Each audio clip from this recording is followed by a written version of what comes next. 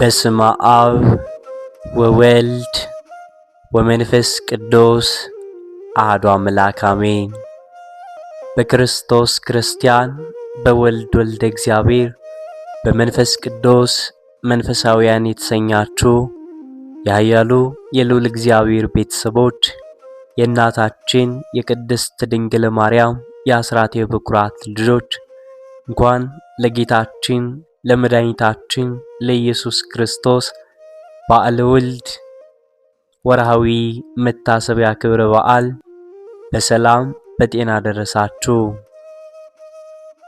ዘውትር ሁሌም ወደ እናንተ የምናቀርብላችሁ የቤተ ክርስቲያናችን ገድላት፣ ድርሳናት እንዲሁም የቅዱሳን ታሪክ ሁሌም እንድታደምጡ እያሳሰብን ቻናላችንን እያበረታታችሁ እንድትቀጥሉ ስንል በልዑል እግዚአብሔር ስም በትሕትና ቃል እናሳስባለን።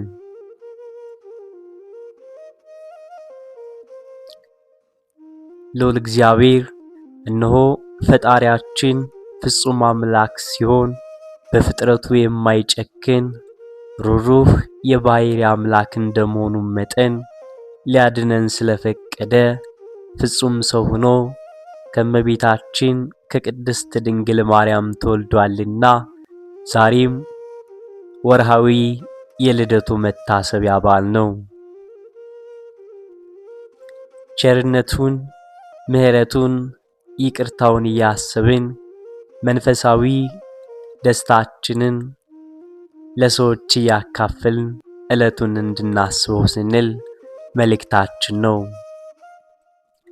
ሱባኤ ተቆጥሮ ትንቢት ተነግሮ በኋላም ማለትም ቅዱሳን ነቢያት ይመጣል ይወለዳል ብለው ትንቢት ተናግረው ከቅድስት ድንግል ማርያም ይወለዳል ብለው ተናግረው ከጨረሱም በኋላ መልአከ ብስራት ቅዱስ ገብርኤል ሊቀ መላእክት ቅድስት ድንግል ማርያምን አምላክ ካንቺ ይወለዳል ብሎ አበሰራትና ጊዜውም ሲደርስ ከ5500 ዘመን በኋላም ሲፈጸም ጌታችን መድኃኒታችን ኢየሱስ ክርስቶስ ቤተልሔም በተባለው ቦታ ከቅድስት ድንግል ማርያም ተወለደ። አንድነት፣ ስምምነት፣ ርኅራኄ፣ ሰላምና ፍቅር ሰፈነ። እልል በሉ ይህንን ያደረገላችሁን ፈጣሪያችሁን እግዚአብሔርን አመስግኑ በማለት አሁንም እንኳን ደስ አላችሁ ትላለች ኦርቶዶክሳዊት ቤተክርስቲያን። ለመሆኑ ልደት ማለት ምን ማለት ነው? ልደት ብዙ ምስጢር ያለበትም ሲሆን ቀጥተኛም ትርጉሙ ከማህፀን መወለድ ከጨለማ ወደ ብርሃን መውጣት ማለት ነው። ምስጢራዊ ትርጉሙም ካለመኖር ወደ መኖር፣ ካለመምጣት ወደ መምጣት፣ ካለመጸነስ ወደ መጸነስ እንዲሁም መወለድ ከእናት ሆድ ወደ ብርሃን መውጣት፣ መገናኘት፣ ተገልጦ መታየት ማለት ነው። የጌታችን ልደት ከሌላው በምን ይለያል የሚለውን በመቀጠል እናያለን። ሰው ሁሉ በአባትና በእናት መካከል በሚፈጸመው ሩካቤ ሥጋ ወይንም በሥጋ ግንኙነት በዘርአ ብእሲ ወብእሲት በወንድና በሴት ዘር መካከል ምክንያት ተጸንሶ የሚወለድ ሲሆን ጌታችን ግን ያለ አባት ያለ ወንድ ዘር ከእመቤታችን ከቅድስት ድንግል ማርያም ተወለደ። እንደዚሁም ሌሎች ሰዎች ልጅን ከወለዱም በኋላ ድንግልናቸው እንደማይኖር የታወቀም ሲሆን እመቤታችን ቅድስት ድንግል ማርያም ግን አምላክን ከመጽነሷም በፊት አምላክን በምትወልድበት ጊዜም ሆነ አምላክን ከወለደችም በኋላ ሁሉ ድንግልናዋ ንጽሕት ቅድስት ናት። ስለዚህም የጌታችን ልደትና የእናቱ የቅድስት ድንግል ማርያም ድንግልና ንጽሕናና ቅድስና ከሌሎች ሁሉ የተለየ ነው ማለት ነው።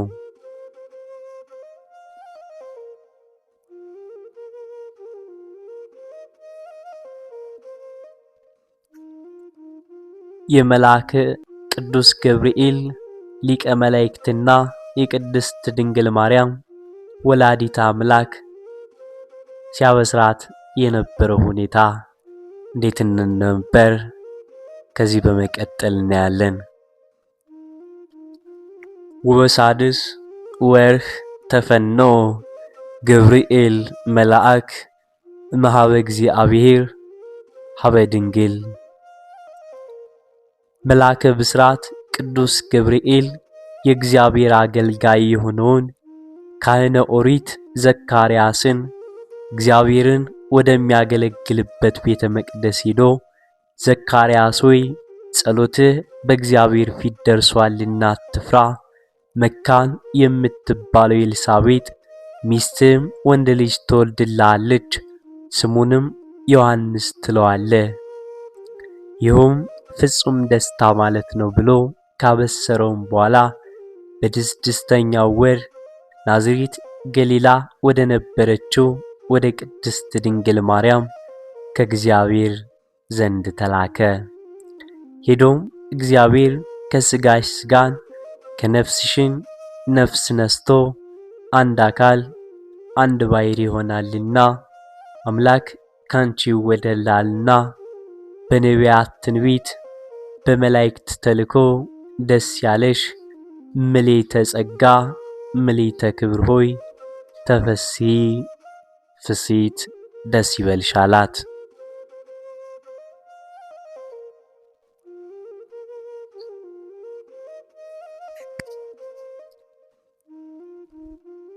እርሷም ከእንግዳ ሰላምታውና ከንግግሩ የተነሳ ለጊዜውም ደንግጣ ነበር። ፍርሃትና ድንጋጤን እያስወገደ ማብሰር ልማዱ የሆነ ቅዱስ ገብርኤል ግን ማርያም ሆይ አትፍሪ፣ መንፈስ ቅዱስ መጥቶም ባንቺ ላይ ያድራል፣ ኃይለ ልዑል ወልድም ስጋሽን ይለብሳል፣ አምላክ ካንቺ ዘንድ ይወለዳል አላት። ማርያምም ንጽሕት ፍጽምት ናትና ይህ ነገር እንዴት ይሆናል? እኔ እንደሆንክ እንኳን የገቢር ያህልዮም የለብኝም። ለመሆኑ መሬት ያለ ዘር ስታበቅል ሴት ያለ ወንድ ስትወልድ የታየና ነው እንደዚህ የምትለኝ አለችው።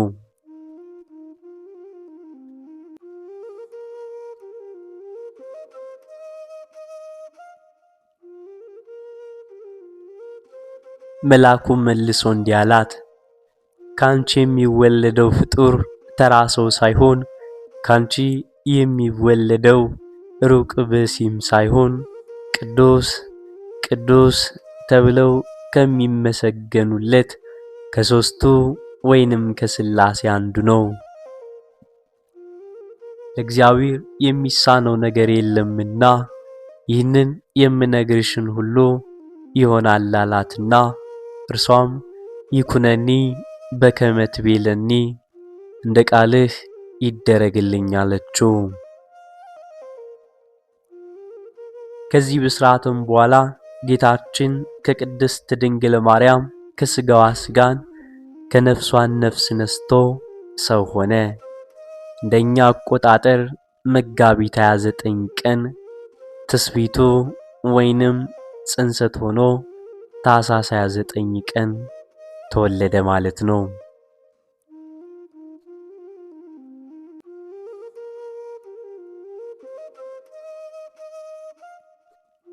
ለመሆኑ ጌታችን መድኃኒታችን ኢየሱስ ክርስቶስ ለምን ተወለደ?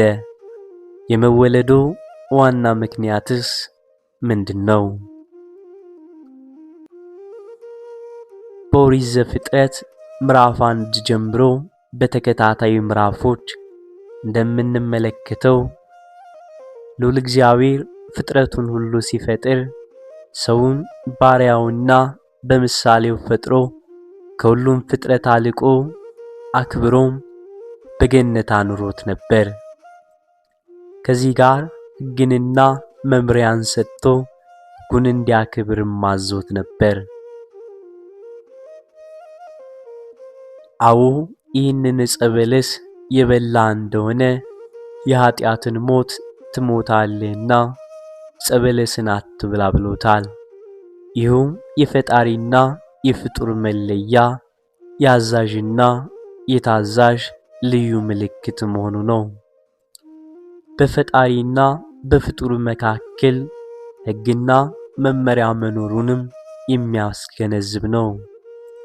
ይሁን እንጂ ሰው አዳም የፈጣሪውን ሕግና መመሪያን ጠብቆ በተፈቀደለት መሰረት መኖር ሲገባው የፈጣሪውን ሕግና መመሪያም ጥሶ የታዘዘውን አፍርሶ ያልታዘዘውን ሲፈጽም በልቡም አስቦ ተመኝቶ ያልተፈቀደለትን ያውም ከአቅሙ በላይ የሆነውን የባሕርይ አምላክነትን ሲሻም ሲፈልግ በመገኘቱ ከፈጣሪው ጋር ተጣልቶ ከገነት ወጥቶ ከግብር ወደ አሳር ተለውጦ መርገም ወድቆበት ከሕይወት ወደ ሞት ተባሮም ነበር።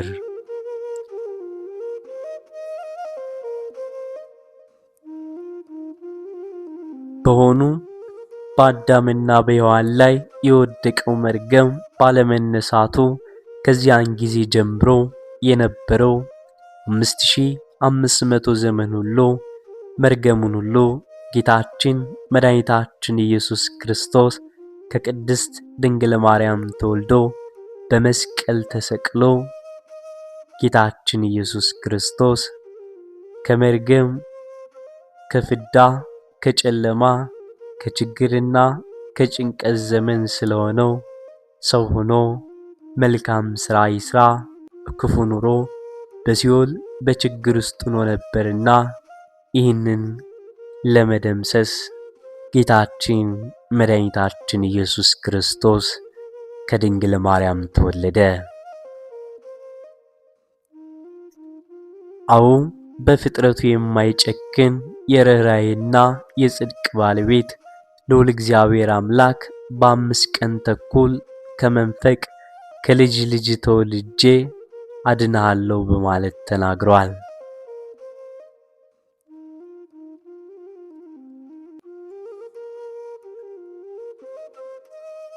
ዘመኑ 5 ቀን ከተኩል ከሆነም በኋላ መንፈቀ ሌሊት ያለው ደግሞ 500 ዓመትን ነው።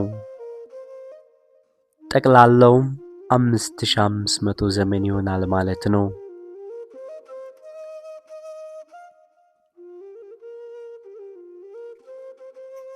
ለመሆኑ የልደት ምስጢር ምንድነው?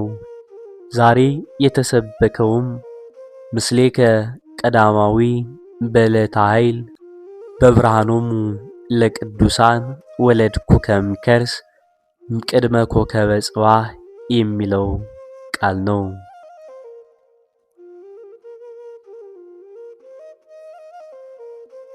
የአንድነትና የሦስትነት ምስጢርን የሚያዝ እንደመሆኑ መጠን ሁሉንም በሁሉ አሉ ማለትም የአብ የወልድና የመንፈስ ቅዱስ አንድነትንና ሦስትነትን ለመግለጽ ያክል ነው።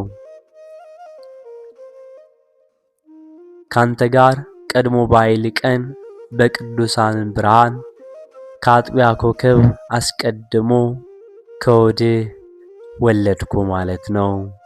መዝሙር 109 ከቁጥር 3። ይህም መዝሙር አንድነቱን ሲገልጽ በፍጥረት ጊዜ ካንተ ጋር ነበርኩ ቅድመ ዓለም ያለ እናት መወለዱን ሲገልጽ ዓለም ሳይፈጠር አስቀድሞ አካል ዘምአካል ባሕሪ ዘምባሕሪ ወለድኩከ የሚልም ነው። ድኅረ ዓለም ያለ አባት ያለ ዘርአ ብእሲ ከቅድስት ድንግል ማርያም መወለዱን ሲገልጽ ደግሞ የነቢያትን ትንቢት በተፈጸመበት መላእክት ቅዱስ ቅዱስ ብለው ባመሰገኑበት ቀን ወለድኩ በሚል ምስጢርም የልደቱን ዕለት ያበስራል።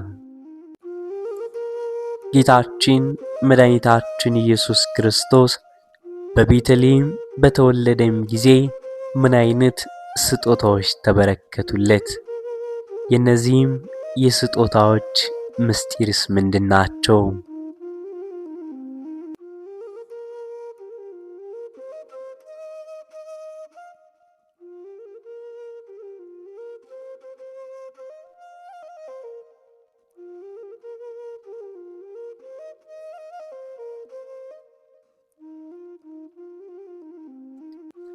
ከቅዱሳት መጻሕፍቶችና ከሊቃውንት ቤተክርስቲያን አባቶቻችን እንደምንረዳው ጌታችን በቤተልሔም በተወለደ ጊዜ ሰብአ ሰገል አምላክ እንደሆነ ለማጠየቅ ዕጣንን አመጡለት።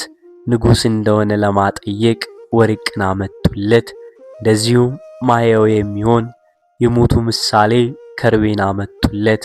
እነዚህ በሰብአ ሰገል የቀረቡ ስጦታዎች አምላካዊ ሥራዎችን የሚያመለክቱ አበይት ምስጢራት ናቸው።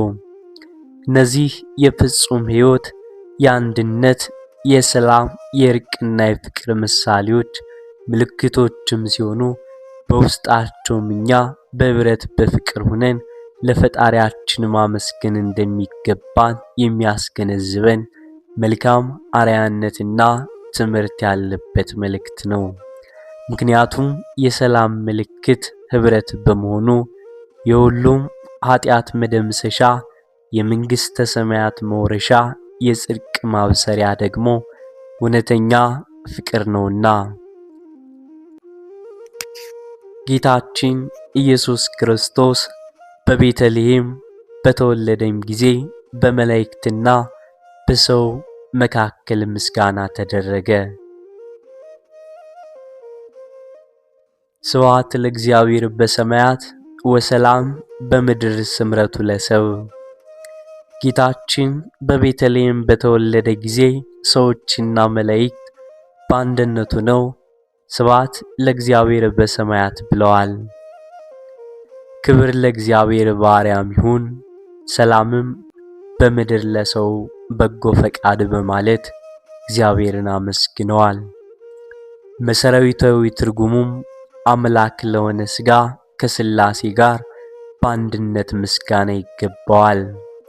እግዚአብሔር ለሰው ግዛኑን ወይንም ነፃነቱን ይሰጠው ዘንድ በምድር እርቅ ተወጠነ ወይንም ተጀመረ፣ በዓለም ሰላም ሰፈነ፣ በፈጣሪና በፍጡር መካከል፣ በሰውና በመላእክት በፍጥረት ሁሉ ፍጹም ሕይወት፣ አንድነት፣ ሰላም፣ እርቅና ፍቅር ሆነ ማለት ነው።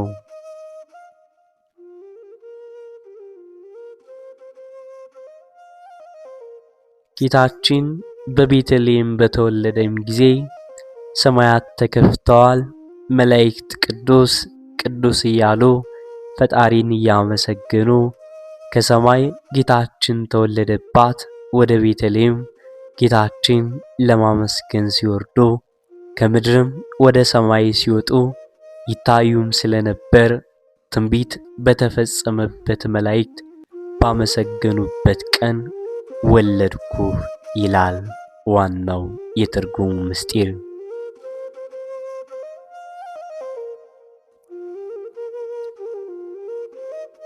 አዎ ጌታችን ከቅድስት ድንግል ማርያም በመወለዱ በመላእክትና በልሳነ ሰው ወይንም በሰው አንደበት በፍጥረቱም ሁሉ እግዚአብሔር አብ፣ እግዚአብሔር ወልድ፣ እግዚአብሔር መንፈስ ቅዱስ ተብሎም ተመሰገነ።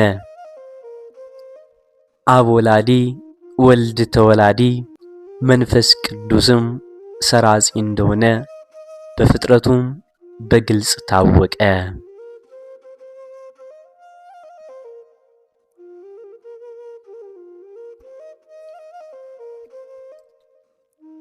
የእግዚአብሔር አንድነትና ሶስትነት ምንም እንኳን ቀድሞ በነቢያት አንደበት ሲነገር በብሉያት ቅዱሳት መጻሕፍትም ሲመሰጠር እንደነበረ ቢታመንም በልደቱ ምስጢር ደግሞ በስራም ተገለጠ፣ ጎልቶ ታየ ማለት ነው። ጌታችን በቤተልሔም በተባለው ቦታ በተወለደም ጊዜ ሰዎችና መላእክት በአንድነት ሆነው ስብሐት ለእግዚአብሔር በሰማያት ወሰላም በምድር ስምረቱ ለሰብእ እያሉ እግዚአብሔርን ማመስገናቸው ጌታችን መድኃኒታችን ኢየሱስ ክርስቶስ የፍጹም ሕይወት፣ የአንድነት፣ የእርቅና የፍቅር አምላክ መሆኑን ያመለክታል። እኛም ያንን መሰረት በማድረግ ዛሬም ሁልጊዜም ጌታችን መድኃኒታችን ኢየሱስ ክርስቶስን እናመሰግነዋለን። ቅዱስ ስሙ ለዘላለም የተመሰገነ ይሁን። በገዛ ራሳችን ያመጣነውን ፍዳና መርገም ደምስሶ ከዲያብሎስ ክፉ አገዛዝ ነፃም ሊያወጣን መጣ። ከድንግል ማርያም ተወለደ። ሕጉንና መመሪያውን አፍርሰን ትእዛዛቱንም ጥሰን በመገኘታችን በኃጢአት ብንወድቅም እርሱ ግን በፍጥረቱ የማይጨክን ሩሩህ ይቅር ባይ አምላክ ስለሆነ በደላችንን ሁሉ ይቅርም ብሎ ከወደቅንበት ሊያነሳን መጣ። አሁንም ቢሆን ሕጉንና መመሪያውን እንድንጠብቅ ትእዛዛቱንም እንድንፈጽም ታዘናል። አው ጌታችን የምትወዱኝስ ከሆነ ሕጌንና መመሪያዬን ጠብቁ፣ ትእዛዜንም ፈጽሙ። ሕጌንና መመሪያዬን የሚጠብቅ ትእዛዜንም የሚፈጽም ሁሉ አባቴም እናቴም ወንድሜም እህቴም ነው ብሎናልና።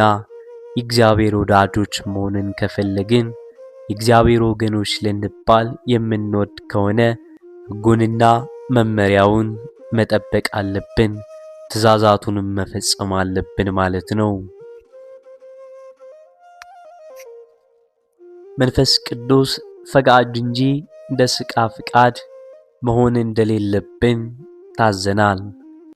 የመንፈስ ቅዱስ ፈቃድም ጌታችን እንደነገረን ሥጋ ደካማ ነው፣ ሥጋ መንፈስ ተለዋዋጭ ነው፣ ሥጋ የነፍስን ፍላጎት ይመኛል፣ ቅዱስ መንፈስ ግን ጠንካራ ነው። የመንፈስ ፍላጎትን ይመኛል፣ ሥጋ ኃላፊውንም ጊዜውንም ጥቅም ሲመኝ፣ ቅዱስ የሆነ መንፈስ ግን የማይፈልገውን ዓለምን ትቶ የዘላለምን ሕይወት ይመኛል። ስለሆነም የዘላለም ሕይወት እንደሚገኝበት እንደ መንፈስ ቅዱስ ፈቃድ እንጂ እንደ ኃላፊው እንደ ጠፊው ጊዜያዊን ጥቅም እንደሚመኘው እንደ ሥጋዊ መንፈስ እንደ ሥጋዊ ፈቃድ መኖር አይገባንም።